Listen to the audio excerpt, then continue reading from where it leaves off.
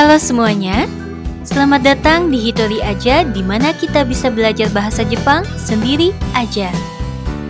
Kali ini kita akan belajar dokkai. Ini kanji membaca dan ini kanji memahami atau mengerti. Jadi dokkai itu simpelnya berarti membaca dan memahami. Kita akan membaca teks, memahami isinya, dan menjawab pertanyaan berdasarkan teks untuk menguji pemahaman kalian.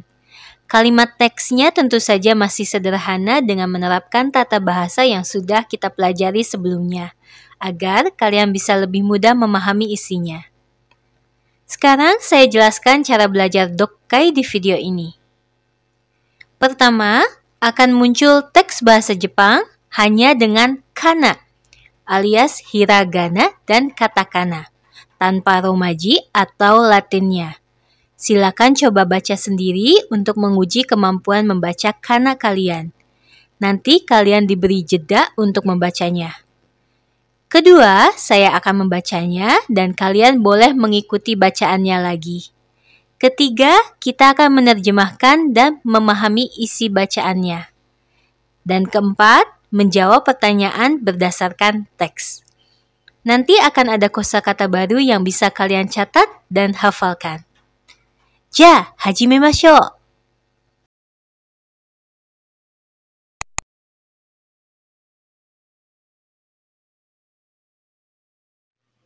Satomi-chan no nichijou.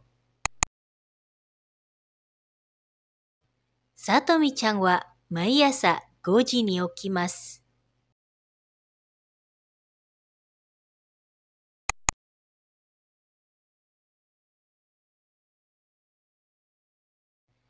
朝ごはんはいつもパンと卵と牛乳です。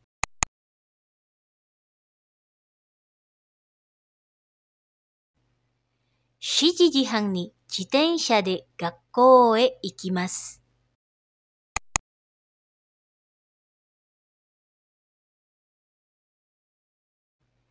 学校は午前8時から午後3時までです。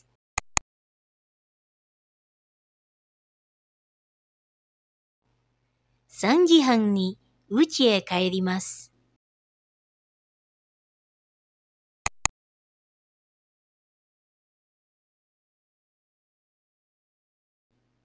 夜、家族と晩ご飯を食べます。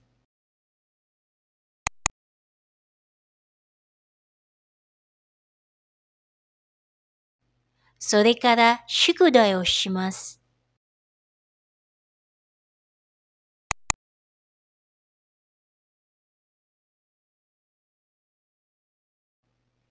9時に寝ます。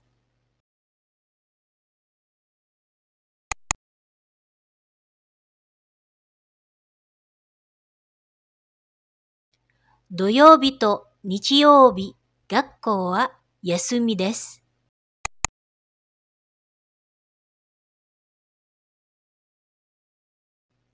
土曜日の朝、公園でジョギングをします。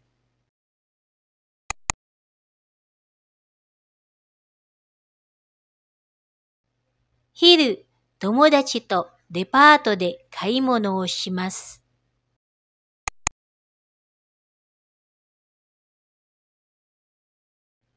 日曜日、どこも行きません。読むことができますか？すごいです。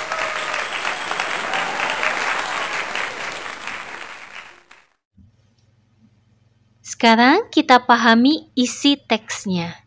Judulnya Satomi-chan no Nichijou. Nichijou artinya keseharian. Satomi-chan no Nichijou berarti keseharian Satomi-chan. Partikel no di sini menghubungkan dua kata benda, yaitu Satomi-chan dan Nichijou. Cara menerjemahkannya terbalik. Satomi-chan no Nichijou, keseharian Satomi-chan. Satomi-chan wa maiasa 5時に起きます。Cara menerjemahkan dimulai dari subjek, lalu terjemahkan dari bagian paling belakang dan mundur berurutan ke depan. Di layar ada urutan penerjemahannya ya. Jadi, Satomi-chan wa maiasa 5 ni okimasu berarti Satomi-chan bangun pada pukul 5 tiap pagi. Kenapa penerjemahannya begini? Coba kita bandingkan pola kalimat bahasa Indonesia dan bahasa Jepang. Urutan jenis kata pada pola kalimat bahasa Indonesia adalah subjek, predikat, keterangan. Sedangkan bahasa Jepang, subjek, keterangan, predikat. Urutan subjeknya sama, tapi keterangan dan predikatnya terbalik. Asa gohan wa itsumo pan to tamago to gyunyu desu. Artinya, makan pagi berupa roti, telur, dan susu. Partikel to di sini berarti dan. Partikel ini bisa disebutkan berkali-kali untuk menggantikan tanda baca koma. 7時半に自転車で学校へ行きます。Karena subjeknya sudah kita ketahui, yaitu Satomi-chan, maka kalimat bahasa Jepang berikutnya tidak menggunakan subjek. Sedangkan bahasa Indonesia tetap harus menggunakan subjek. Urutan penerjemahannya ditunjukkan di layar ya. Jadi arti kalimat ini adalah Satomi-chan pergi ke sekolah dengan sepeda pada pukul 7.30. Di video sebelumnya kita mengenal partikel de sebagai penunjuk kata tempat yang berarti di. Tapi di kalimat ini partikel de berarti dengan, karena kata yang diterangkannya berupa alat atau cara. Contohnya kuruma de dengan mobil, hashi de dengan sumpit.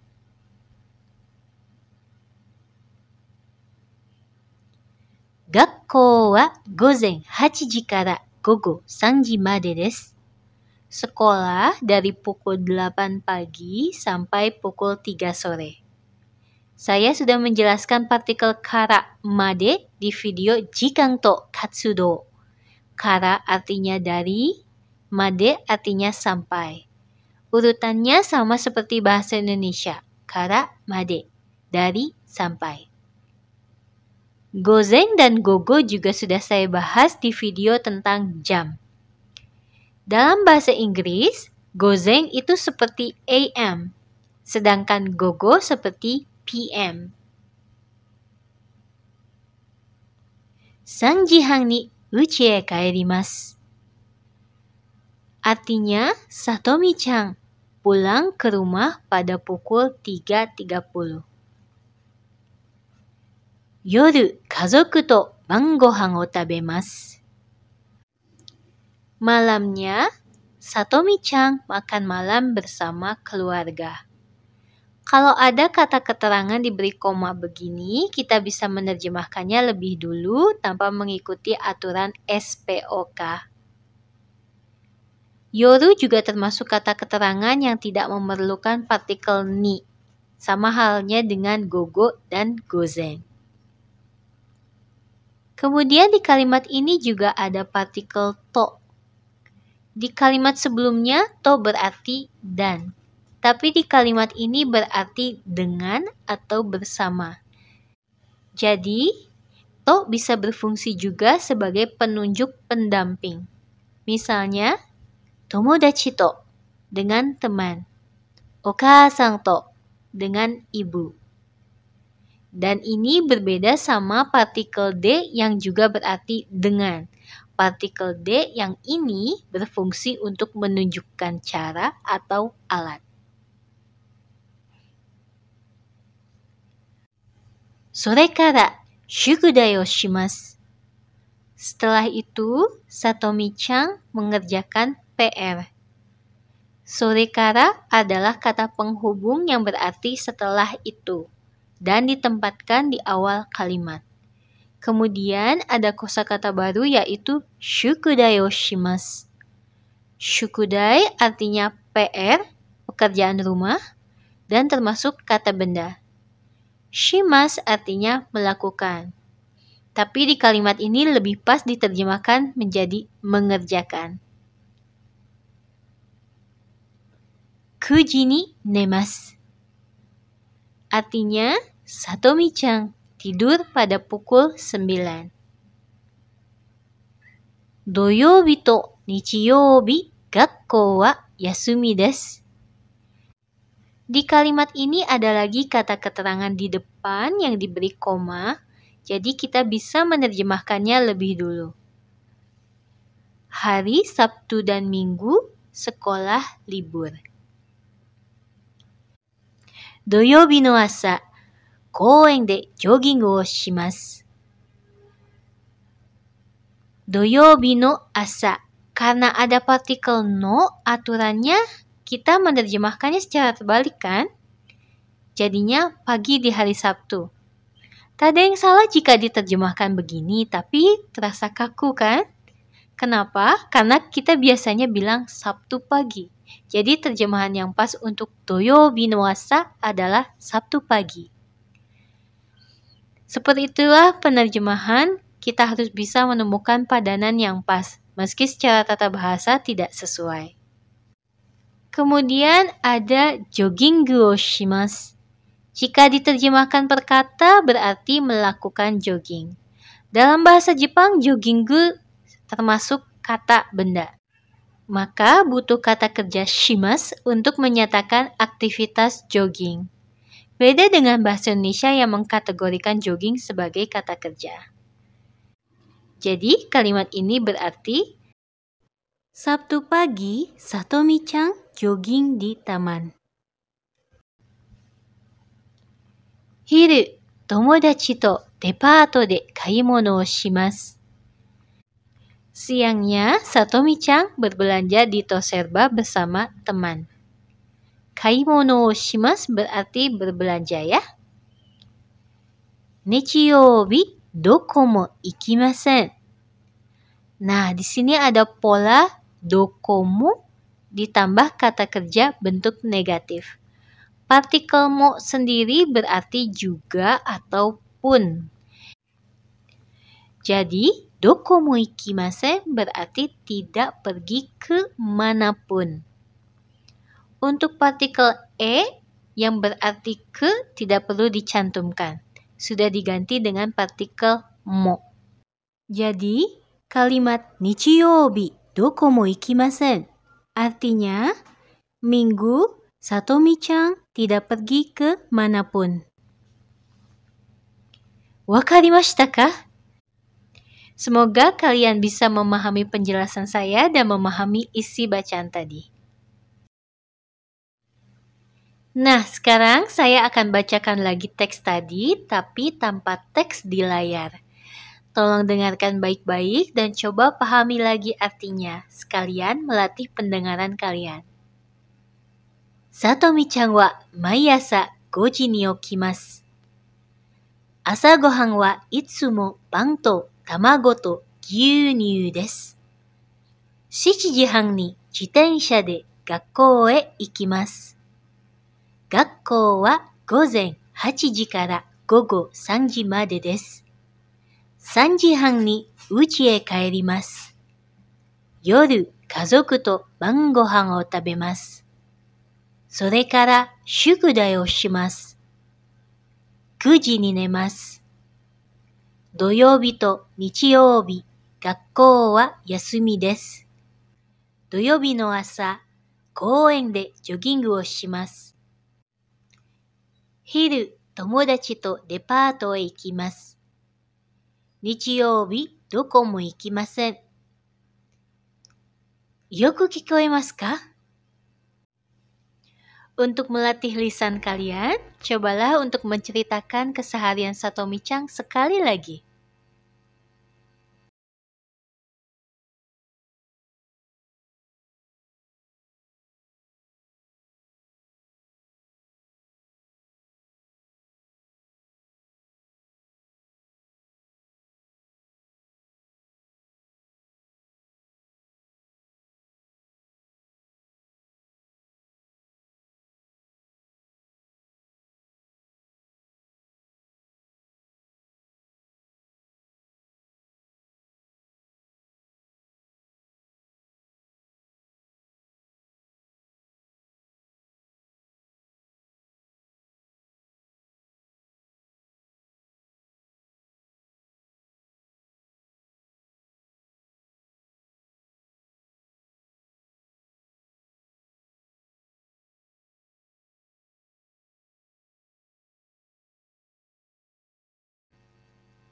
できましたか？よくできました。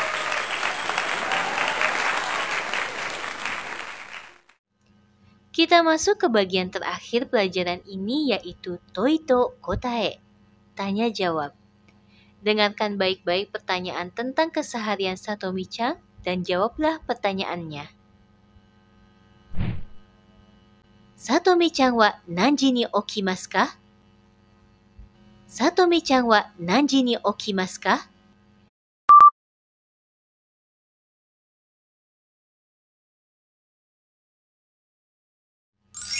Satomi-chan wa nanji ni okimasu ka? 5時に起きます。朝ごはんを食べますか？朝ごはんを食べますか？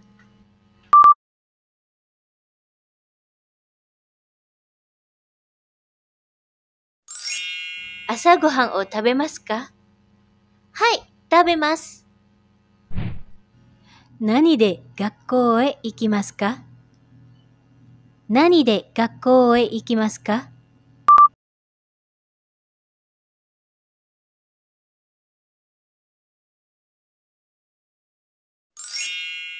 何で学校へ行きますか？自転車で行きます。学校は4時に終わりますか？学校は4時に終わりますか？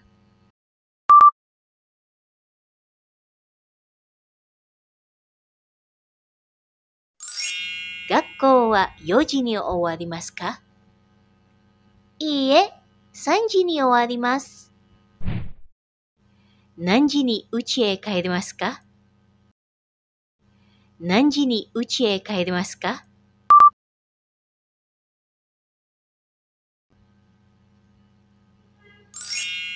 何時に家へ帰りますか？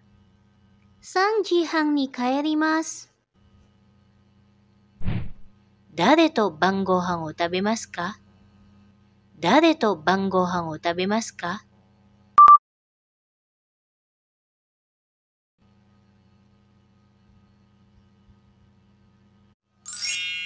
誰と晩ご飯を食べますか？家族と食べます。宿題をしますか？宿題をしますか？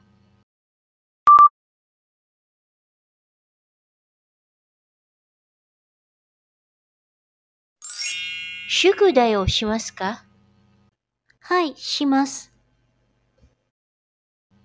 学校の休みはいつですか？学校の休みはいつですか？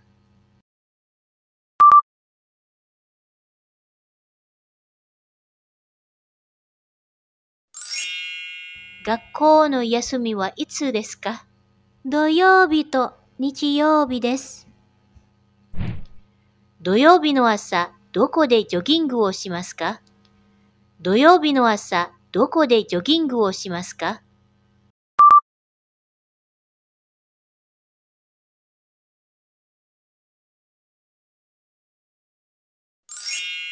土曜日の朝、どこでジョギングをしますか？公園でします。できましたか？よくできました。Akhirnya pelajaran kali ini selesai. Semoga pelajarannya mudah dipahami dan bermanfaat. Terima kasih banyak sudah belajar bareng Hitori aja dan sampai jumpa di pelajaran berikutnya. Mata ne!